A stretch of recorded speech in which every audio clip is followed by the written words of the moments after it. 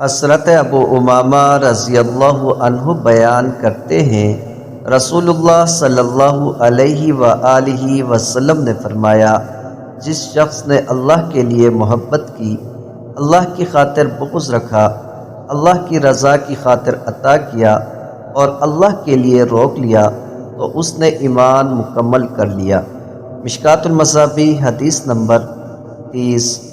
حضرت ابو ہریرہ رضی اللہ عنہ بیان کرتے ہیں، رسول اللہ صلی اللہ علیہ وآلہ وسلم نے فرمایا، مسلمان وہ ہے جس کی زبان اور جس کے ہاتھ سے دوسرے مسلمان محفوظ رہیں، اور مومن وہ ہے جس سے لوگ اپنی جانوں اور مالوں کے بارے میں بے خوف اور پرامن ہو۔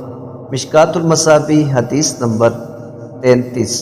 حضرت ابو ہریرہ رضی اللہ عنہ بیان کرتے ہیں، رسول اللہ صلی اللہ علیہ وآلہ وسلم نے فرمایا، 7 مہلک چیزوں سے اجتناب کرو۔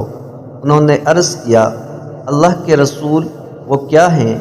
آپ صلی اللہ علیہ وآلہ وسلم نے فرمایا، اللہ کے ساتھ شرک کرنا، جادو کرنا، جس کے قتل کرنے کو اللہ نے حرام قرار دیا ہے اسے ناحق قتل کرنا، سود کھانا، یتیم کا مال کھانا، معرکہ کے دن میدان جہاد سے پیٹ پھیر کر فرار ہونا اور پاک دامن عورتوں پر تہمت لگانا۔